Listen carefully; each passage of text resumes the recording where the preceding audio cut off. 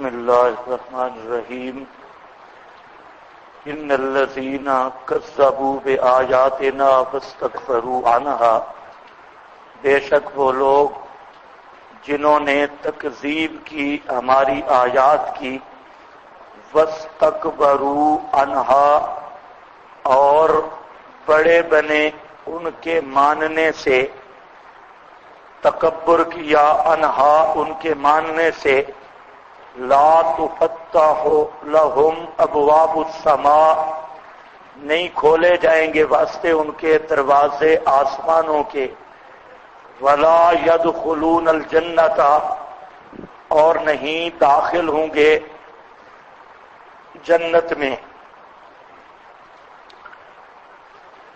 یہاں سے پہلے ذکر ہو رہا تھا مشرکین کی موت کا، حتیٰ اذا جاءتہم رسولنا، حتیٰ کہ جب آ پہنچے ان کے پاس ہمارے رسول، مراد فرشتے موت والے، یتوفونہم فوت کرتے ہیں ان کو، توفی کا معنی ان کی روح کو پورا پورا لیتے ہیں، قالوا اینما کنتم تدعون من دون اللہ، تو اس وقت کہتے ہیں کہاں گئے وہ بزرگ جن کو تم پکارتے تھے من دون اللہ سوا اللہ کے، قالوا ضلوا عنا کہتے ہیں وہ ہم سے غائب ہو گئے، یعنی امداد نہیں کرتے، وشہدوا علی انفسہم انہم کانوا کافرین۔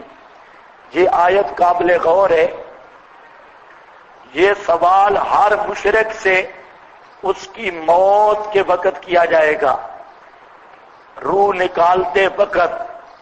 یہ سوال مومن سے نہیں ہے، مشرک سے یہ سوال ہوگا، اور ہر مشرک سے، چاہے وہ قبر کا پجاری مشرک ہے، چاہے وہ گھوڑے کا پجاری مشرک ہے، حضرت عیسیٰ کو مشکل کشا سمجھنے والا مشرک ہو، کوئی بھی ہو، تو ہر مشرک سے اس کی موت کے وقت یہ سوال ہوگا بطور تذلیل کے، اور سوال کا مقصد ہوگا کہ یہ اپنے جرم کا اقرار کر کے مرے، جرم کا اقرار کر کے۔ تو کافر تو ساری زندگی رہا، لیکن اخیر وقت میں اپنے کفر کا اقرار کر کے مرے گا کہ میں ساری زندگی کافر رہا۔ اور یہ بہت بڑا مقام عبرت ہے، یہاں پر تدعون من دون اللہ، ایک تو مسئلہ پکار کی اہمیت بیان کی گئی کہ پکار صرف اللہ کی ہے، اور پکار والا واحد مسئلہ ہے جو سپیشل سوال بوقت موت کیا جائے گا۔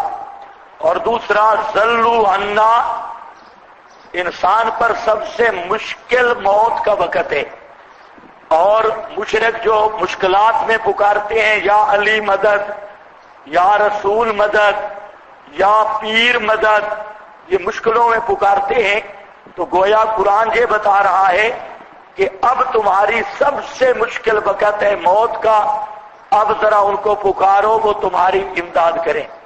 تو وہ خود کہیں گے کہ ضلوا عنا، وہ ہم سے غائب ہو گئے۔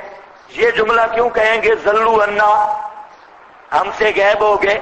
اس لیے کہ زندگی میں جب پکارتا تھا تو شیطان اولیاء اللہ کا روپ دھار کر اس کے سامنے آتا تھا، کبھی کبھی نظر بھی آ جاتا تھا، جیسے مشرک بیان بھی کرتے ہیں، اور علی حجویری کو پکارتے ہیں تو علی حجویری تو وہ گئے برزخ میں، علی حجویری کی کتابیں خود موجود ہیں، وہ پکے موحد آدمی تھے، اور ان پہ موت آئی۔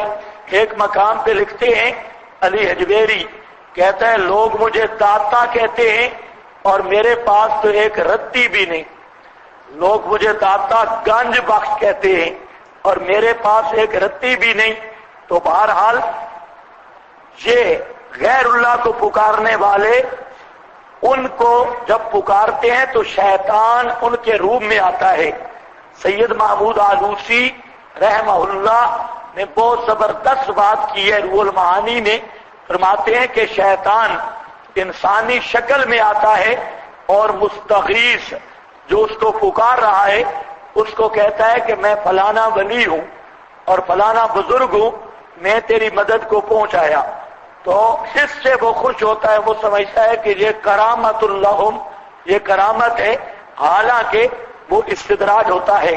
تو بہرحال ذلو انا کہنے کا مطلب ہے دنیا میں جب پکارتا تھا کبھی کبھی کوئی شکل ظاہر ہو جاتی تھی شیاطین کی، لیکن آج تو جب فرشتے عالم غیب منکشف ہوا تو اب اضلال بھی ختم ہو گیا، اب شیطان کی شکل بھی سامنے نہیں آئے گی، وہ اضلال والی ذلو انا وشہدوا علی انفسہم انہم کانوا کافرین، اور گواہی دیں گے اپنے نفسوں پر، انہم کانوا ماضی استمراری ہے، ہمیشہ کافر رہے، کبھی بھی وہ دین ایمان پہ نہیں آئے۔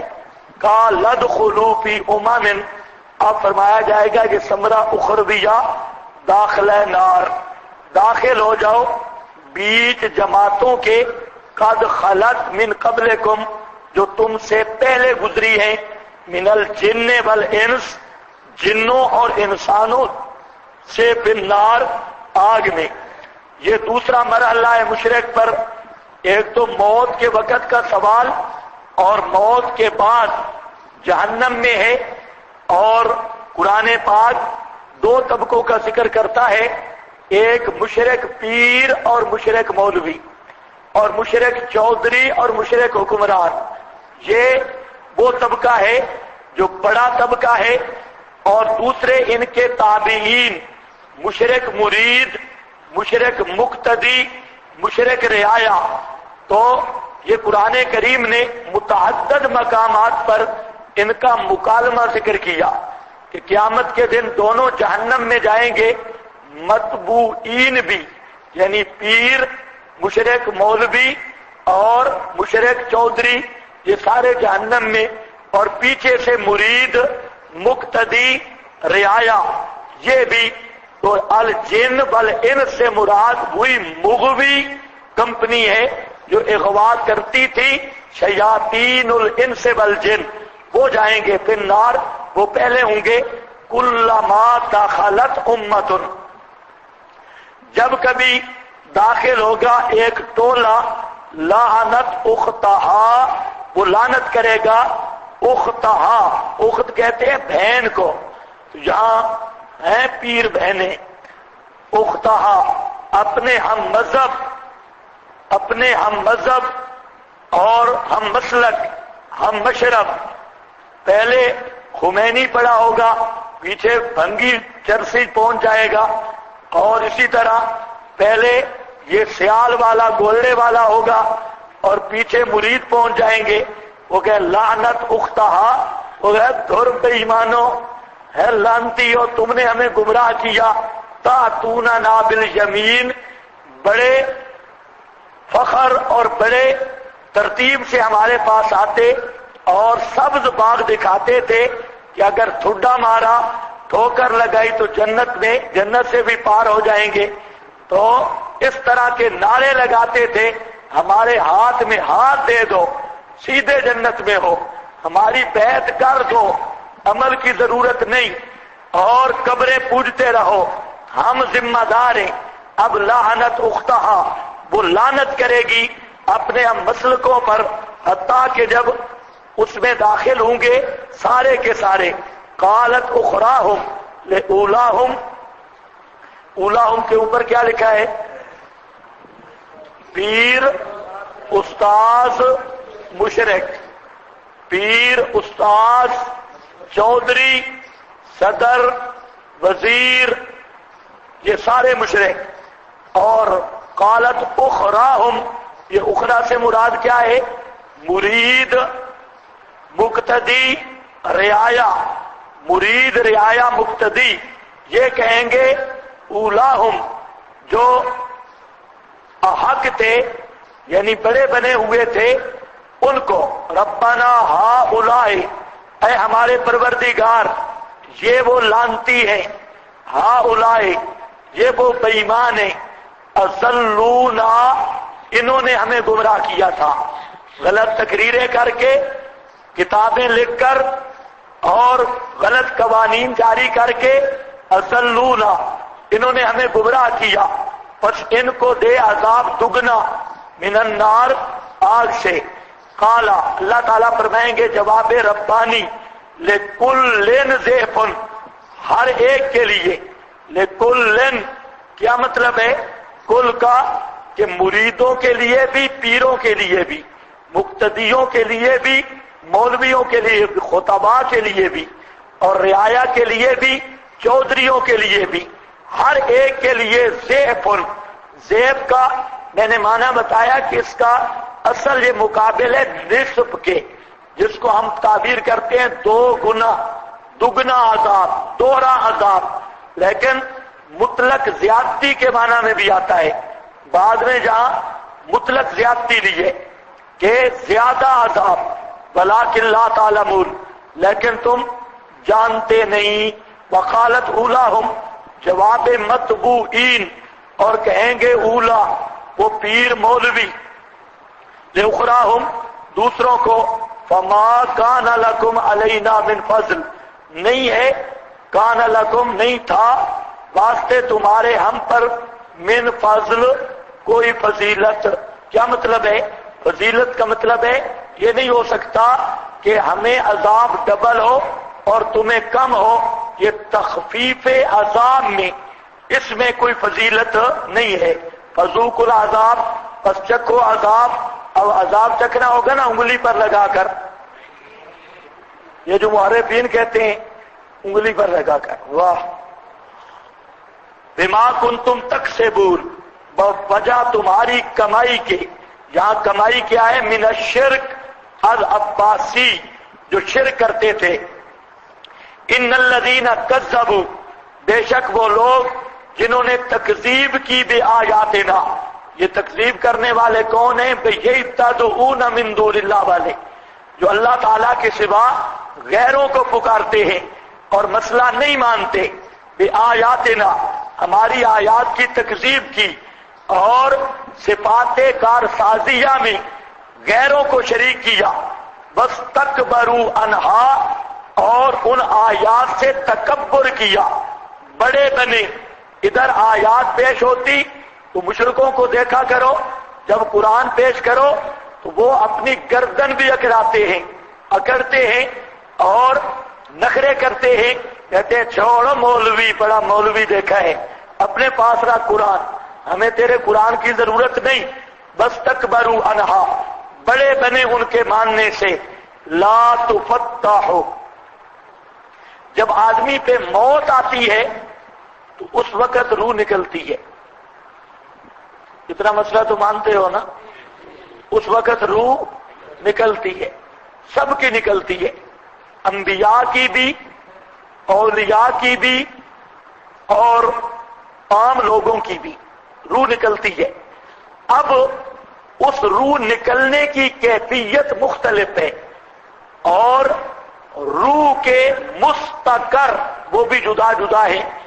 تو اس مضمون کو احادیث میں تفصیل سے بیان کیا گیا کہ جب مومن آدمی کی روح نکلتی ہے تو وہ بہت بڑے اعزاز کے ساتھ نکلتی ہے۔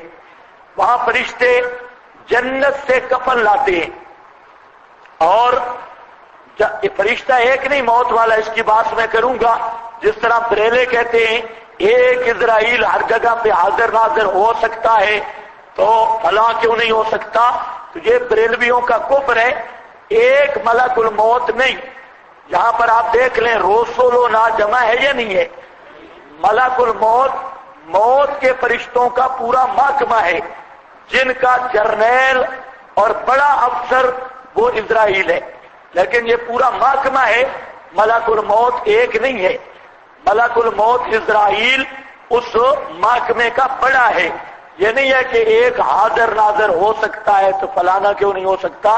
بریلویوں کا سارا مذہب ڈھکوسلوں پر مبنی ہے، ایک ڈھکوسلا لگائیں گے اور آگے پھر دیوار بنانے کی کوشش کریں گے۔ ہاں بھئی، یہ رضا خان اور اس قسم کے شیاطین یہ کھلے قرآن کے منکر ہیں۔ اب دیکھو، تو میں عرض کر رہا تھا کہ اس کے بہت سارے فرشتے آتے ہیں، فرشتوں کی پوری جماعت جنت کے کفن لاتی ہے اور جنت کی خوشبوئیں۔ اب یہ چارپائی پہ پڑا ہے اور اخیر حالت اس کی شروع ہونے والی ہے۔ یہ خود سمجھ چکا ہے، مرنے والا آدمی فرشتوں کے نظر آنے سے پہلے سمجھ جاتا ہے کہ اب میں جا رہا ہوں، اسے اپنی کیفیات خود بخود محسوس ہونے لگتی ہے۔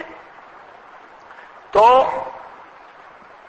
وہاں پر فرشتے جب آتے ہیں اس کو بڑا فکر ہوتا ہے اور یہ سوچ رہا ہوتا ہے کہ اب پتہ نہیں اگلے جہان میں کیا بنے گا، میرے اعمال مقبول ہیں بھی صحیح یا نہیں۔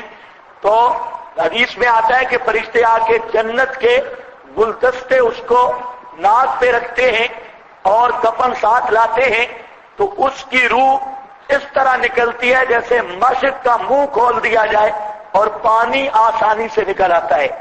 اور جب روح نکلنے لگتی ہے اس وقت فرشتے کہتے ہیں اللہ تخافوا ولا تحزنوا۔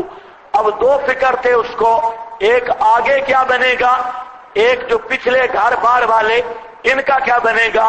وہاں دو جملے بولتے ہیں، اللہ تخافوا کا تعلق ہے آگے کے ساتھ کہ آگے کا خوف نہ کر، اور تحزنوا کا تعلق ہے پیچھے کے ساتھ کہ پچھلوں کی فکر نہ کر، آگے کا خوف نہ کر۔ ابشروا بالجنہ، خوش ہو جا جنت کے ساتھ۔ تو وہ یہاں سے روح کو لیتے ہیں اور نکالتے ہی جنت کے کفن دے دیتے ہیں۔ اب یہ بات ذرا غور سے دیکھتے ہو، یہ جنت کے کفن ہوا کو تو نہیں مل رہے ہیں نا۔ یہ جو آج کل اتحادی پارٹی کہتی ہے کہ روح ایسے ہے جیسے ٹائر کی ہوا ہے، یہ ہوا، یہ نئے گمراہ فرقہ نکلا ہے۔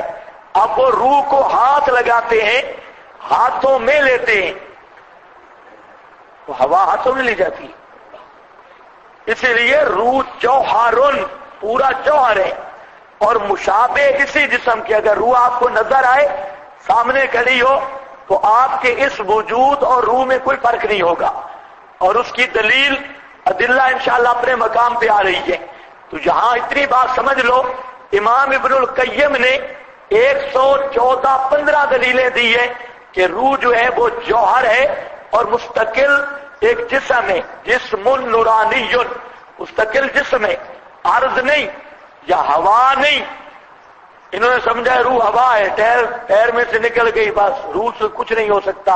پھر کہتے ہیں روح کا عذاب کیسے ہوتا ہے، ثواب کیسے ہوتا ہے، چلتی کیسے ہے، کھاتی کیسے ہے، بولتی کیسے ہے۔ یہ سارے مفروضات یہ غلاظت ماسٹری کا نتیجہ ہے۔ روح کو فرشتے لیتے ہیں اور اس کو خوشخبریاں سناتے ہیں۔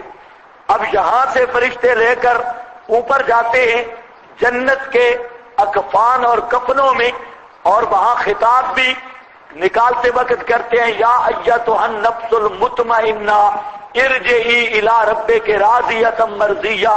یہ ان خوشخبریوں کے ساتھ اور پورے پروٹوکول کے ساتھ روح کو لے جاتے ہیں۔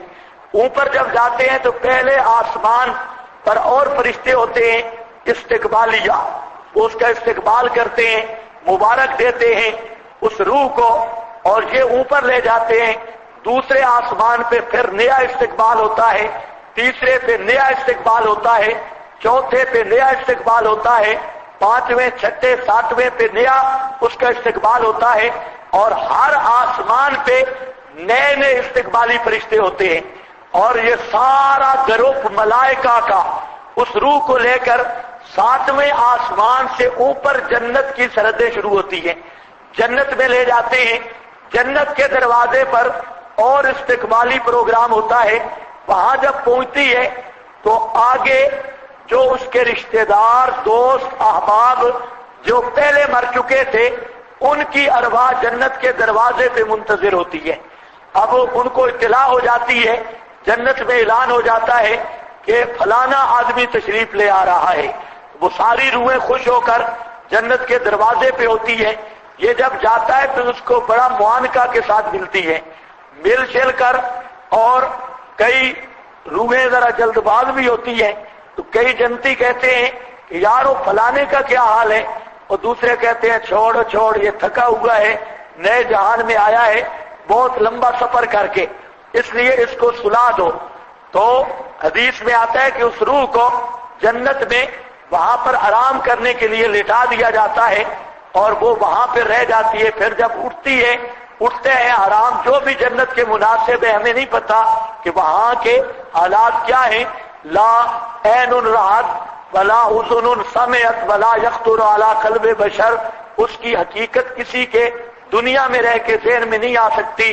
جب وہ اٹھتا ہے تو اب روحیں سارے طالب علم اکٹھے ہو جاتے ہیں اور اس سے پھر حال احوال پوچھتے ہیں، ہاں بھئی کیا حال ہے، فلانے کا کیا حال، یہ بھی حدیث میں موجود ہے۔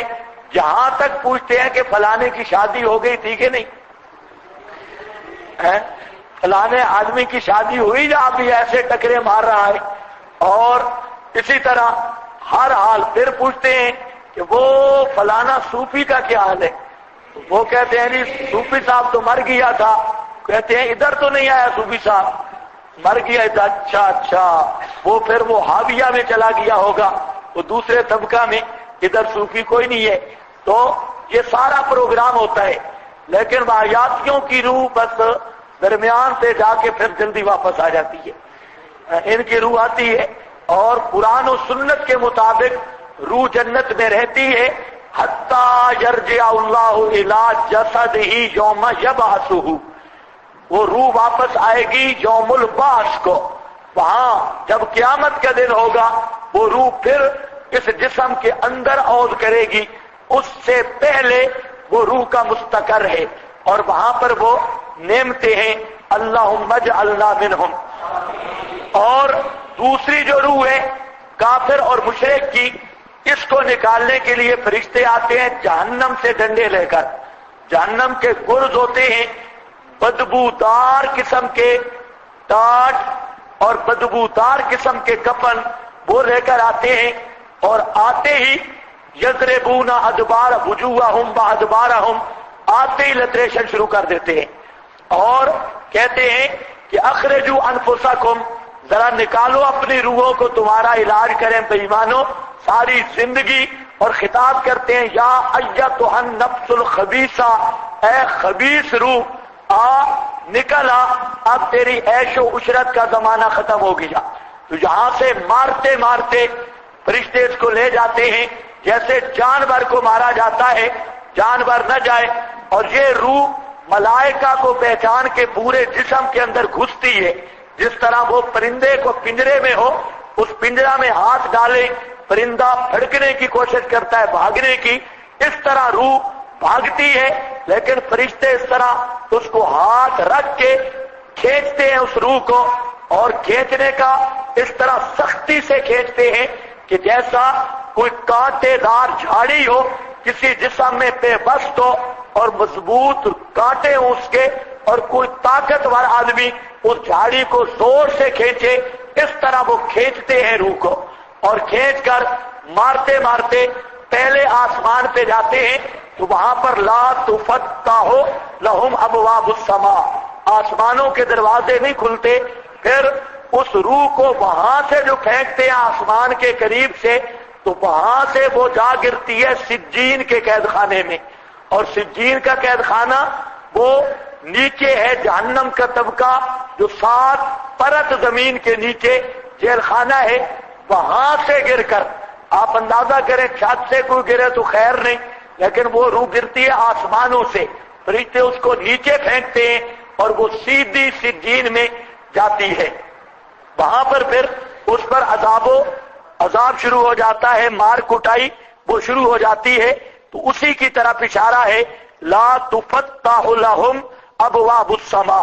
اسی آیت کے تحت مفسرین کرام نے ارواح کے مستقر پر بحث کی ہے کہ نیکوں کا ارواح کا مستقر یہ جنت کا ایریا ہے، جس کو قرآن نے آگے بیان کیا علیین سے، اور بروں کی ارواح کا مستقر یہ جہنم کا ایریا ہے، جس کو قرآن نے بیان کیا سجین سے۔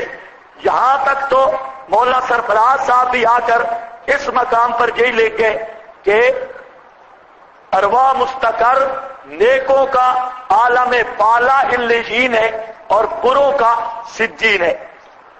ہاں بھائی، تو پتہ نہیں آپ مستقر وہ ہے، اور ادھر تسکین الصدور میں فرماتے ہیں کہ روح جسم میں آتی ہے اور نکلتی بھی نہیں، ادھر ہی رہ جاتی ہے. یہ مستقر اللہ جانے، اب روح دو جگہ پہ حاضر ناظر ہوگی، ادھر بھی اور ادھر بھی. تو ایسی جو بھی غلطی کرتا ہے تو وہ کہیں نہ کہیں پکڑا جاتا ہے.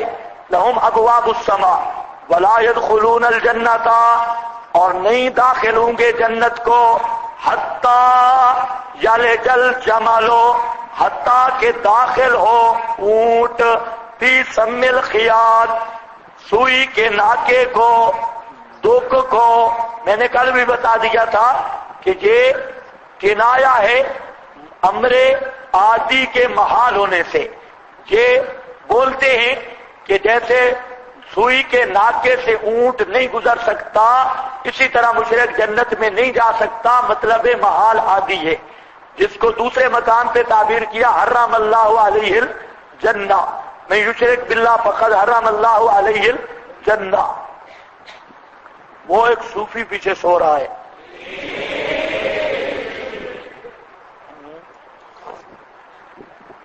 اچھا بھائی، کذالک نجزی المجرمین، اسی طرح ہم سزا دیتے ہیں المجرمین. مجرمین کا معنی آپ کے پاس لکھا ہے المشرکین، اور سیاق بھی مشرکوں کے بارے میں ہے. مشرکوں کو یوں سزا ملتی ہے، لہم من جہنم، واسطے ان کے جہنم سے، مہاد بسترا ہوگا، ومن فوقہم، اور ان کے اوپر، غواشن لمبے ہوں گے، وکذالک نجزی الظالمین، اسی طرح ہم بدلہ دیتے ہیں مشرکوں کو. الظالمین، خازن کہتے ہیں المشرکین الذین وضعوا العبادۃ فی غیر محلہ، وہ مشرک جنہوں نے عبادت کو غیر محل میں رکھا، وہ مراد ہے الظالمین. آپ نے دیکھا ہوگا سردیوں کا بستر اور گرمیوں کا بستر دونوں کا فرق ہوتا ہے نا. سردیوں کا بستر اور گرمیوں کا بستر دونوں کا فرق ہے. اور عام طور پہ دونوں میں یہ چیز ہوتی ہے کہ آدمی نیچے بھی کوئی چیز کر کے سوتا ہے اور اوپر بھی، اور نہیں تو رومال کر لیتا ہے. گرمیوں میں کچھ نہ کچھ اوپر بھی کرتا ہے، کچھ نہ کچھ نیچے. جہاں وہ بستر جہنمیوں کا ذکر کیا گیا، سردیوں میں نیچے تلائیاں، اوپر رضائیاں، اور گرمیوں میں نیچے کم از کم. ہاں کئی سادے ہیں جو پارک میں ایسے ہی سو جاتے ہیں، لیکن وہ شاذ ہے. اصل میں یہ ہے طبیعت انسانی کے مطابق کہ نیچے بھی کوئی نہ کوئی چیز رکھتا ہے، گرمیاں ہوں تب بھی. وہ کہتے ہیں نا موسم کے مطابق بستر ہمراہ لائیں، تو وہ بستر ہمراہ یہی ہوتے ہیں، کم از کم کوئی کپڑا اوپر کوئی نیچے، تو وہ کچھ نہ کچھ ہوتا ہے. اللہ فرماتے ہیں جہنمیوں کا بستر وہ کیا ہوگا؟ مہاد. اسی لیے کہا گیا کہ ان کے لیے جہنم سے بستر ہوگا، جہنم کا بسترا، نیچے بھی آگ اور اوپر بھی آگ، اوپر بھی آگ نیچے. یعنی مطلب کیا ہے؟ ان کا بستر ہی آگ کا ہوگا، آرام کرنے کی جگہ وہ بھی آگ کی ہوگی، جہنمیوں کی. کذالک نجزی الظالمین، اسی طرح ہم بدلہ دیتے ہیں مشرکوں کو. والذین آمنوا، بشارت ہے وہ لوگ آمنوا جنہوں نے مسئلہ مانا. اور مسئلہ کیا چل رہا ہے؟ کہ اللہ کے سوا کوئی کار ساز نہیں، اللہ تعالیٰ کے سوا کوئی کار ساز نہیں، اس لیے نظر نیاز کے لائق بھی نہیں، منت منوتی کے لائق بھی نہیں. جنہوں نے مسئلہ مانا، وعملوا الصالحات، صرف آمنو نہیں. مواحد تین قسم پر ہوتے ہیں. ایک مواحد وہ ہے جو نہ خدا کا نہ غیر کا، داریہ مواحد. داریہ وہ قبر کا بھی سجدہ نہیں کرتا، اللہ کا بھی، اللہ کے نام پہ بھی کچھ نہیں دیتا اور غیر اللہ کے نام پہ بھی کچھ نہیں دیتا. اللہ کا بھی نہیں، غیر کا بھی نہیں، تو یہ تاریہ قسم کا مواحد ہے۔ ایسے مواحد کی قرآن نے گارنٹی نہیں دی۔ آپ کے فقہا جو مسئلہ بتاتے رہے، قرآن پاک نے ایسے مواحد کی گارنٹی کہیں نہیں دی جو صرف دعویٰ توحید کا کرے اور کرتوت سارے کافروں والے ہوں اور عمل سارے کافرے والے ہوں، نہیں۔ دوسرا ایک ہے منہ واحد، منہ واحد، مواحد نہیں منہ واحد۔ منہ واحد وہ ہے کہ جو ہم چنی ڈنگر نیست، جس کا یہ نظریہ ہے کہ میرے علاوہ کوئی اور بندے ہی کوئی نہیں ہے، اور وہ جیسے عثمانی فرقہ اور کل مرکزی، تو وہ یہی سمجھتے ہیں کہ پوری دنیا کافروں کی ہے، آج تک مسلمان کوئی نہیں گزرا، اور ہمارے جو دو چار ٹٹو ہیں یہ صرف مسلمان ہیں۔ اس سے پہلے اسلام دنیا میں تھا ہی نہیں۔ اسلام شروع ہوا کراچی سے، ڈاکٹر عثمانی سے، اور اسلام شروع ہوا یہ پرسوں سے۔ اس سے پہلے 14 صدیاں میں کوئی مسلمان نہیں گزرا، لہذا ان کے سامنے کسی بزرگ کا نام لوگے وہ فوراً کہیں گے کافر ہے۔ شاہ ولی اللہ اس پہ فتویٰ، شاہ عبدالعزیز پہ فتویٰ، اور اسی طرح امام احمد پہ فتویٰ، اور پیچھے جتنے اولیاء صوفیاء گزرے ان پہ فتویٰ۔ تو ان کی زبان میں ایسا زہر ہے کہ فتویٰ ہی فتویٰ، فتویٰ ہی فتویٰ، فتویٰ ہی فتویٰ، نہیں پتا اپنے اوپر لگ رہا ہے کسی دوسرے پہ لگ رہا ہے۔ تو یہ کیا ہوتے ہیں؟ یہ بھی ہے منہ واحد۔ ان کی گارنٹی بھی کہیں نہیں پورے قرآن میں۔ اور تیسرا جو مواحد ہے، جو عقیدہ بھی درست کر لیا اور عمل صالح کی بھی کوشش کی، عمل صالح کی بھی، یعنی عقیدہ توحید کا اور عمل سنت کے مطابق۔ عمل صالح وہ ہوتا ہے جو سنت کے مطابق ہو۔ تو جس نے توحید بھی مانی، سنت بھی مانی، تو وہ آدمی ہے کہ جس کے بارے میں قرآن پاک نے گارنٹی دی پورے قرآن میں، ایمان کے ساتھ عمل صالح کا ذکر کیا کہ عقیدہ بھی درست ہو، عمل بھی درست ہو، تو یہ لوگ ہیں جنت میں جانے والے۔ والذین آمنوا، شاہ عبد القادر نے مانا کیا وعملوا الصالحات، اور کام کیے بھلے، خوبصورت معنی ہے، کام کیے بھلے۔ لا نکلف نفسا الا وسعها، نہیں مکلف کرتے ہم کسی جان کو مگر اس کی طاقت کے مطابق، مگر اس کی طاقت کے مطابق۔ یہ بار بار آ رہی ہے آیت، وہ بقرہ سے چلی ہے، آگے بھی کئی مقام پہ آئے گا۔ تو حضرت شیخ اس کا معنی کرتے ہیں کہ ہم نے جو توحید کا حکم دیا نا، یہ ایسا حکم نہیں کہ سمجھ نہ آ سکے، ہر آدمی اس کو سمجھ سکتا ہے۔ ویسے کوئی بے ایمان بنے تو علیحدہ مسئلہ ہے۔ تو یہاں لا نکلف نفسا الا وسعها کا مطلب ہے کہ ہم نے کسی ایسی چیز کا حکم نہیں دیا جو انسان کے بس سے باہر ہو۔ یہ جو مسئلہ توحید ہے، لوگ کہتے ہیں مشکل سمجھ آتا ہے، اللہ فرماتے ہیں مشکل مسئلہ نہیں۔ اگر یہ مشکل ہوتا اور سمجھ نہ آ سکتا ہوتا تو میں اس کو اتارتے ہی نہیں، کیونکہ یہ میرے قانون کے خلاف ہوتا۔ تو یہ مسئلہ توحید یہ بالکل آسان مسئلہ ہے، اور سیاق کے مطابق جو معنی کر لو، آمنو ایمان، توحید، عامل الصالحات سنت، یہ توحید اور سنت پہ چلنا یا توحید اور سنت کو سمجھنا، یہ کوئی مشکل نہیں کہ سمجھ نہ آ سکے۔ اگر یہ مشکل ہوتا تو اللہ اس کا مکلف ہی نہ بناتا۔ ایمان اور عمل صالح کا مکلف ہی تب بنایا ہے کہ ہر آدمی سمجھ بھی سکتا ہے اور اس کو اپنا بھی سکتا ہے۔ مقام کے مطابق یہی معنی ہے، لا نکلف نفسا۔ اچھا جی، اولئک اصحاب الجنہ۔ میں تجھے کہتا ہوں گناہ کرنا مشکل ہے، نیکی کرنا مشکل نہیں۔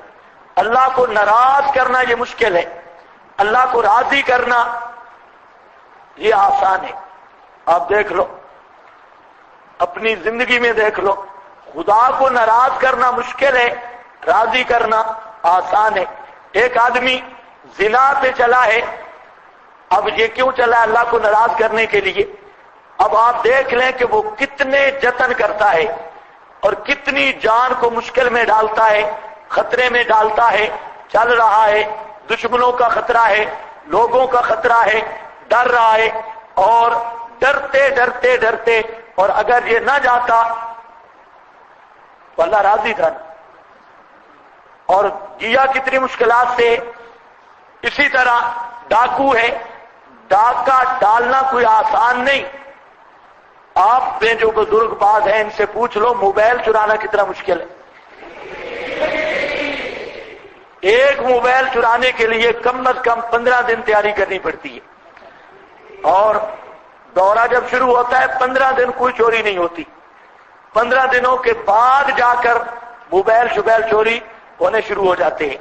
ہاں، تو اگر کوئی مجھے پتا چلے نا موبائل چوری ہو گیا، مجھے بہت خوشی ہوتی ہے، بہت خوشی ہوتی ہے، اچھا ہو گیا۔ ہاں کیوں؟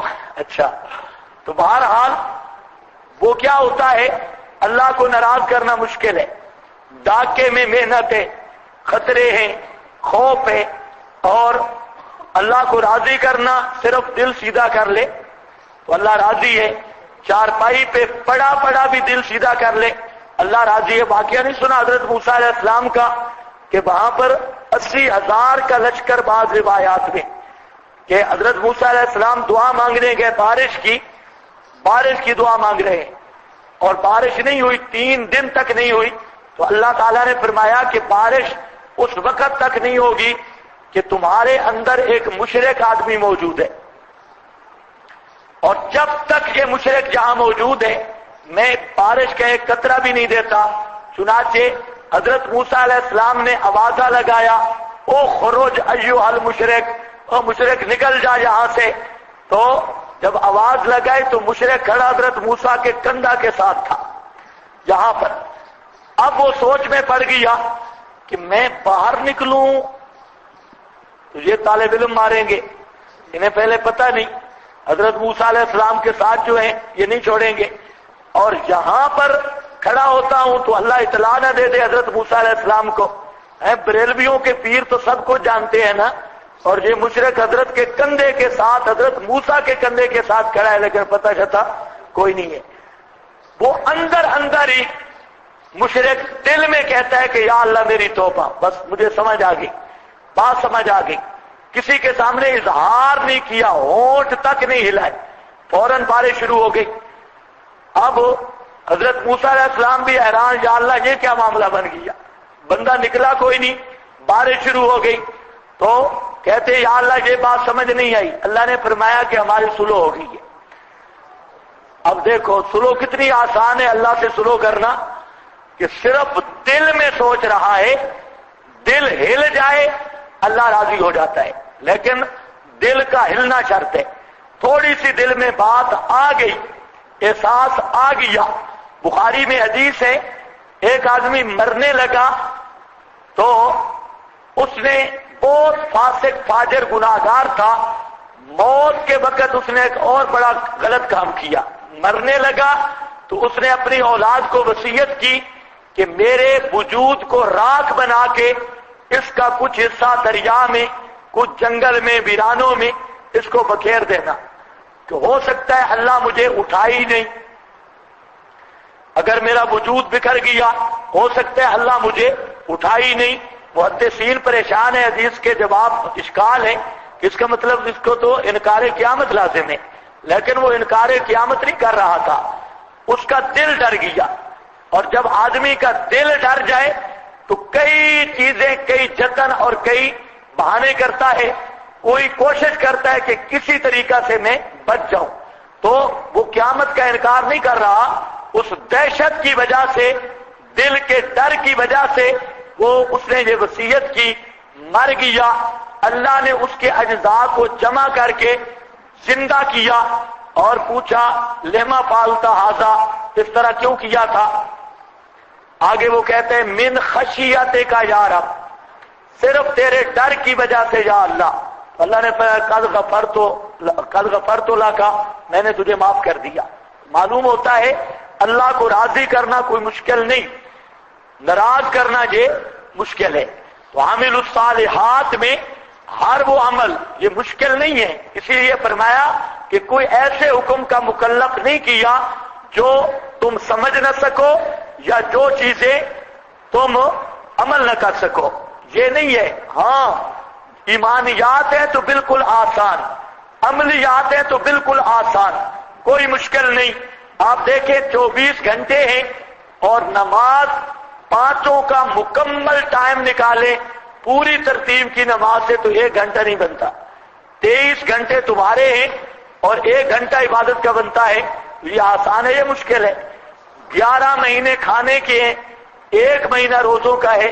لیکن جہاں پر آدمی پھر بھی کہتا ہے کہ کاش روزے کہیں 10 دن ہونے چاہیے تھے یا 3-4 دن ہوتے، لیکن ہے کتنا آسان. 40 حصے مال ہے تو اگر صاحب نصاب ہے، صاحب نصاب کا جو یہ درمیان کا وقفہ ہے زکوٰۃ ہے ہی کوئی نہ، صاحب نصاب ہونے کے بعد 40واں حصہ ہے، 39 حصے اس کے ہیں، 1 حصہ زکوٰۃ کا ہے. تو یہ کون سا مشکل ہے؟ اور اسی طرح مریض ہے، مسافر ہے، روزے کی رخصت، اور اسی طرح کھڑے ہو کے نماز نہیں پڑھ سکتا، بیٹھ کے پڑھے.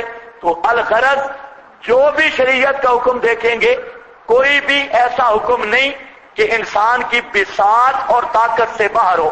اسی کو قرآن بار بار کہہ رہا ہے کہ لا نکلف نفسا الا وسعها. اس وسعت کو دیکھتے جاؤ، پوری شریعت آسان اور سہل ہے، کوئی اس پہ عمل کرنا مشکل نہیں. شیطان اندر داخل ہو جائے تو علیحدہ مسئلہ ہے.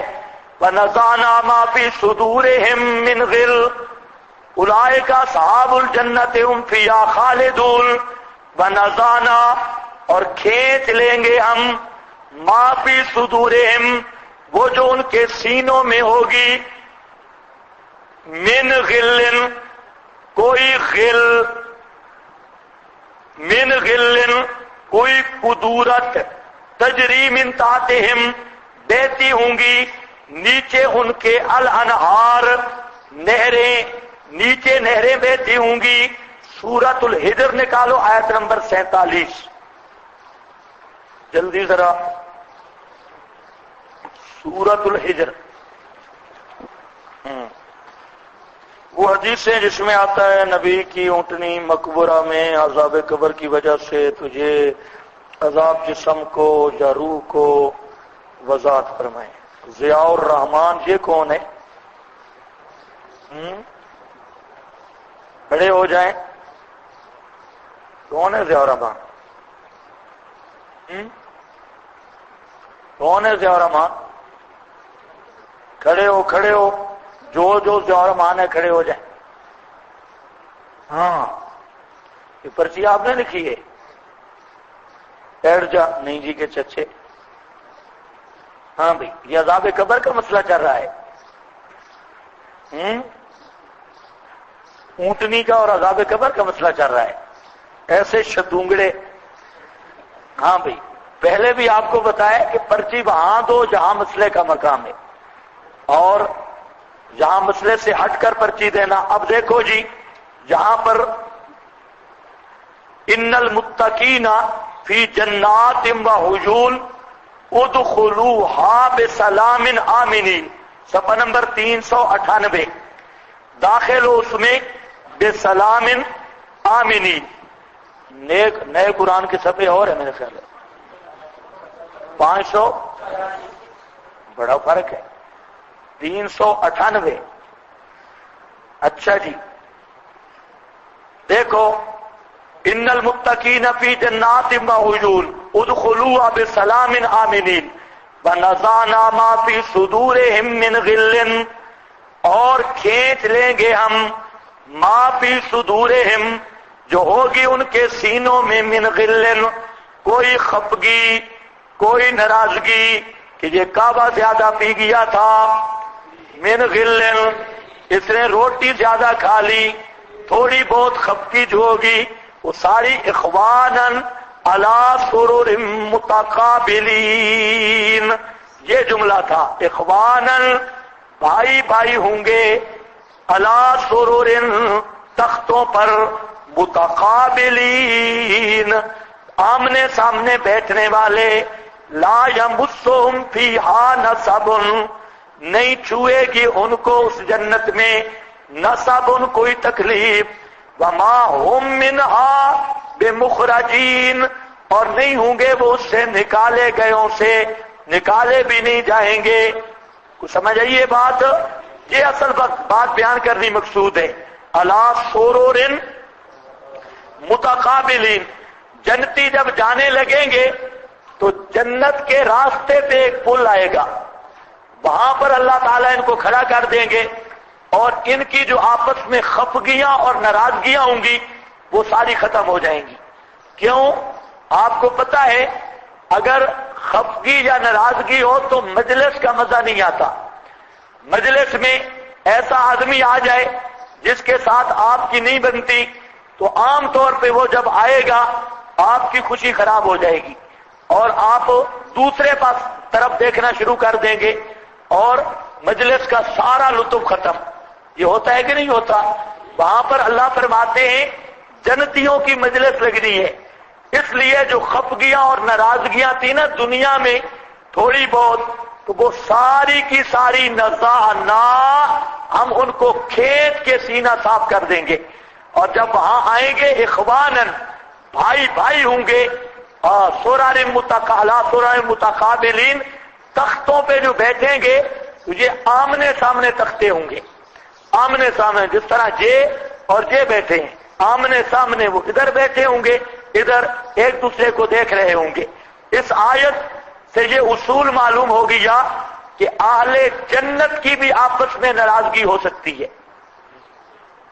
او بزرگوں, جنتیوں کی بھی آپس میں ناراضگی ہوگی تو نزانا ہوگا نا, لیکن ہے اہل جنت, اہل جنت کی بھی آپس میں خفگی ممکن ہے. اس لیے اگر بعض صحابہ کی بھی ظاہری طور پہ کہیں خفگی آ جائے, جیسے حضرت علی معاویہ کی بظاہر خفگی ہو گئی, تو یہ ظاہر کی خفگی یہ کبھی بھی ان کے مقام کے منافی نہیں.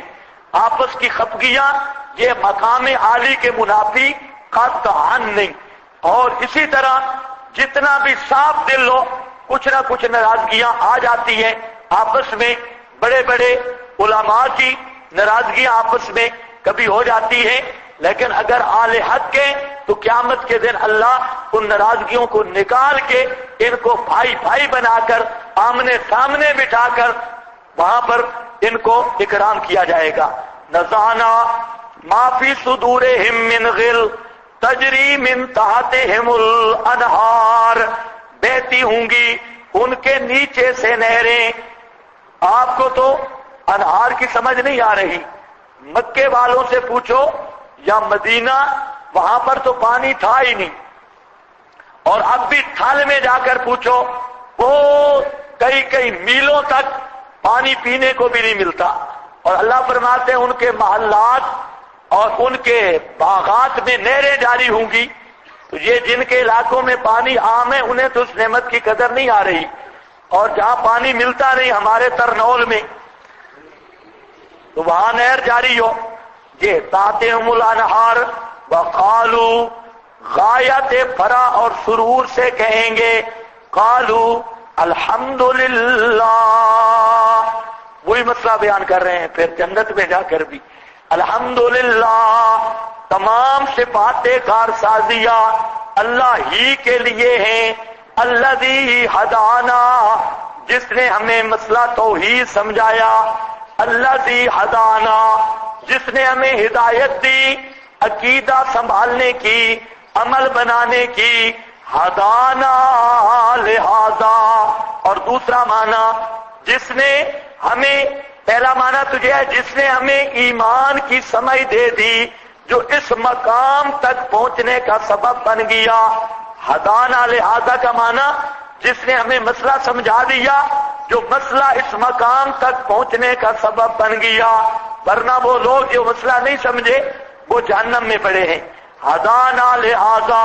اور دوسرا جہاں ہدایت بے معنی ایصال ہے, اور مطلب کیا ہے, ہمیں پہنچا دیا اس مقام عظیم جنت تک، وما کننا اور نہیں تھے ہم، لنہتدی ہدایت پہ آ سکنے والے، ہدایت پانے والے، لولا ان ہدان اللہ اگر نہ رہنمائی کرتا ہماری اللہ، اللہ میں مسئلہ نہ سمجھاتا ہم بھی مسئلہ نہ سمجھ سکتے۔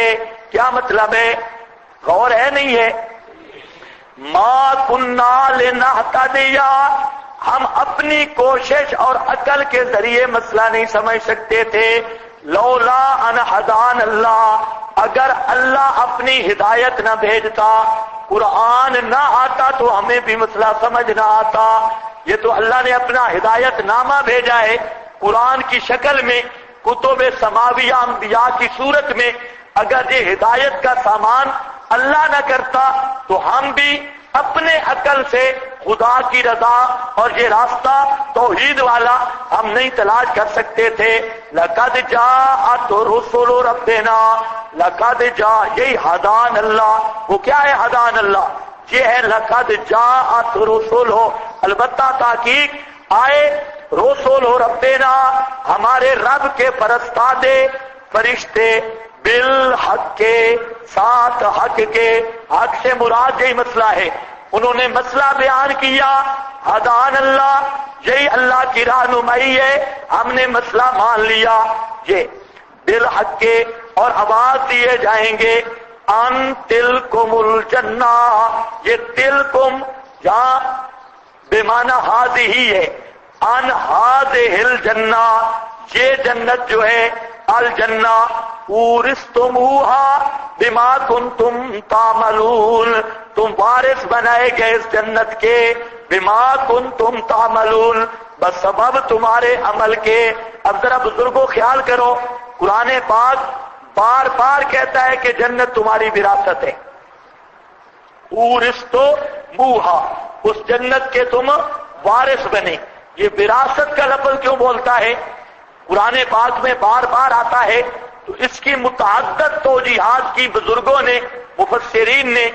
ایک توجیہ یہ کی کہ جس طرح وراثت کا مال بلا مشقت ملتا ہے، بلا محنت اور جہد کے ملتا ہے، اسی طرح آدمی عمل تو کرتا ہے چند سال، 60 سال، 50 سال، اور جو جنت مل رہی ہے وہ ابد الآباد کے لیے مل رہی ہے۔ اس کے عمل کو دیکھیں، عمل کا پیریڈ بہت کم ہے، اور جو جنت مل رہی ہے وہ ابد الآباد کے لیے مل رہی ہے۔ تو اس لحاظ سے اگر دیکھا جائے تو جنت بالکل بلا مشقت اور بلا تاب و جہد ہے جنت، ورنہ آپ ساری جتنی بھی محنت کریں چند سالوں میں ابد الآباد کی بے مثال کمائی کیسے کر سکتے ہیں؟ تو چند تھوڑی سی محنت پر وہ جنت کی ابد الآباد نعمتوں کا ملنا گویا کہ یہ بلا مشقت مل رہی ہے، جیسا کہ وراثت کا مال بلا مشقت ملتا ہے۔ کچھ سمجھ آئیے بات؟ اس بلا جہد و مشقت ہونے کی وجہ سے جنت کے رہائش اور جنت کو وراثت سے تعبیر کیا گیا۔ ایک ابھی سنتے ہو؟ اچھا جی، یہ فقہائے کرام نے صلاۃ الاستسقاء میں، کاسانی نے بھی لکھا اور حضرات نے بھی، صلاۃ الاستسقاء میں جہاں پر وہ شرط لگاتے ہیں نا کہ صلاۃ استسقاء میں بدعتی اور مشرک اور ذمی نہ ہو، سمجھ گئے؟ چلو دے دیں گے، کوئی ضرورت پڑ گئی اس سے ملنے کی؟ ہاں بھی سنو، تو یہاں پر جو ہے بابا کہتا ہے کہ یہ بھی اسرائیلی روایت ہے، اصل یہ کہنا یہ چاہتا ہے، یہی بات ہے نا؟ اچھا اگر اسرائیلی روایات دیکھو ہے، یہ بھی تقریباً سند ہم نے بھی نہیں دیکھی اس کی سند کیسے ہے۔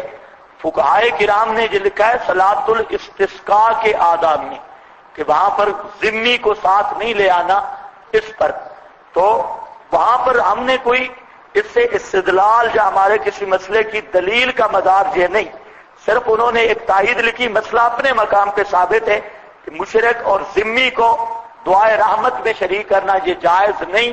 اس پر انہوں نے ایک واقعہ لکھ دیا کہ ایسی چیز اسرائیلیات سے ہو یا کوئی بھی ہو جو کسی شرعی حکم کے مناقض ہو یا اس پر دلیل کا مدار رکھنا یہ جائز نہیں. باقی جو فقہائے کرام نے تائیداً بعض واقعات لکھے ہیں تو اس میں حدثوا عن بنی اسرائیل لا حرج کا قانون اسی پر ہے. اس کی انشاءاللہ میں بات بھی کر دوں گا حدثوا عن بنی اسرائیل کی تعین کیا ہے. ہاں بھائی کیا عرض کر رہا تھا جی؟ وراثت پہ. ہاں بھائی وراثت. تو دوسری توجیہ یہ کی کہ یہ وراثت یہ مال تھا حضرت آدم ہمارا باپ جنت میں تھا اور باپ کو جنت میں ٹھہرایا گیا تو اس باپ کی مناسبت سے اصل تو حضرت آدم جنت میں تھے تو یہ اولاد بھی گویا کہ اپنے باپ کی وارث بنے گی اور جنت ان کو باپ کی میراث ملے گی. ایک توجیہ ایسے کر دی ہے لیکن یہ دل کو لگتی نہیں. ایک معنی کیا ہے بعض بزرگوں نے اور بہت اچھا معنی کیا اور بہترین توجیہ کی. فرماتے ہیں کہ وراثت کا مطلب یہ ہے وراثت کا کہ جس طرح وراثت کے لیے نسب کا ثبوت ضروری ہے اگر نسب ثابت ہو جائے تو وارث بن جائے گا. نسب کا ثبوت شرط ہے تو جنت کے لیے بھی عقیدے کے نسب کا ثبوت شرط ہے. علامہ عبد الماجد نے اس کو لیا ہے دریا بادی نے کہ عقیدے کے لیے جنت کے لیے عقیدہ ایمان والا نسب کتاب و سنت کے مطابق ثابت ہو جائے تو جنت بھی ملتی ہے نسب ایمانی پر اور وراثت ملتی ہے نسب جسمانی پر. تو اس مناسبت کی وجہ سے اورثتو موہا میں وراثت کا مسئلہ آ گیا. اورثتو موہا بما کنتم تعملون ونادى اصحاب الجنہ اور ندا کی اصحاب جنت نے ندا کریں گے اصحاب جنت یعنی مکالمات آل جنت با آل نار ونادا اور آواز دیں گے اصحاب جنت اور اصحاب نار کو ان قد وجدنا ما وعدنا ربنا حقا. یہ کہ یہاں تفسیریہ ہے یہ ندا کی تفسیر ہے. وہ کیا ندا ہوگی کہ تحقیق پایا ہم نے جو وعدہ کیا ہم سے ہمارے پروردگار نے حقاً مطابق واقعے کے مطابق پایا. فَهَلْ وَجَدْتُمْ مَا وَعَدَ رَبُّكُمْ حَقًّا بس کیا تم نے پایا ما وعد ربکم حقا جو وعدہ کیا تمہارے رب نے حقا یعنی مطابق واقعہ کے. قالوا نعم جواب ناری جین جہنمی کہیں گے ہاں جی. فَأَذَّنَ مُؤَذِّنٌ تو اعلان کرے گا ایک اعلان کرنے والا بینہم درمیان ہم کے اللعنۃ اللہ علی الظالمین. یہ تفسیر ہے اذان کی. وہ اذان کیا ہوگی؟ لعنت اللہ علی الظالمین لعنت اللہ کی اوپر ظالم و مشرکوں کے. الذین یصدون عن سبیل اللہ یہ وصف اول ہے خود گمراہ تھے. یصدون کے دو معنی ہیں. یہ صد لازمی بھی ہے صد متعدی بھی. اگر صد لازمی ہو تو مطلب ہوتا ہے رکتے تھے اللہ کی راہ سے خود گمراہ تھے اور یہ اگر متعدی ہو تو معنی ہوگا روکتے تھے اللہ کی راہ سے. یصدون عن سبیل اللہ رکتے تھے یا روکتے تھے دونوں معنی ہو سکتے ہیں. وہ ظالم کون ہے؟ سبیل اللہ سے مراد مسئلہ توحید ہے. خود بھی رکتے تھے دوسروں کو بھی روکتے تھے اور کہتے وَيَبْغُونَهَا عِوَجًا اور تلاش کرتے تھے کجی تلاش کرتے تھے کجی. کیا معنی؟ اللہ فرماتے ہیں کتنا سیدھا راستہ تھا توحید کا لیکن اس کو بھی خواہ ٹیڑھا بنا کے پیش کرتے اس میں شکوک و شبہات ڈالتے. میری توحید کی راہ سیدھی تھی لم یجعل لہ عوجا اس میں کوئی عوج اور ٹیڑھا پن نہیں تھا لیکن یہ جو تھے یبغونہا عوجا، یہ تلاش کرتے تھے، عوجا کجی، مطلب کیا ہے؟ شبہات ڈالتے تھے۔ راضی رحمہ اللہ یہاں پر بولا ہے، راضی کہتا ہے المراد عوجا سے مراد القاء الشکوک والشبہات فی دلائل دین الحق، دین حق کے دلائل میں وہ شکوک اور شبہات ڈالا کرتے تھے جب بھی ان کے سامنے مسئلہ بیان ہوتا۔ یبغونہا عوجا، کوئی بیان کرتا قل لا یعلم من فی السماوات والارض الغیب الا اللہ، وہ کہتے نہیں جی بالذات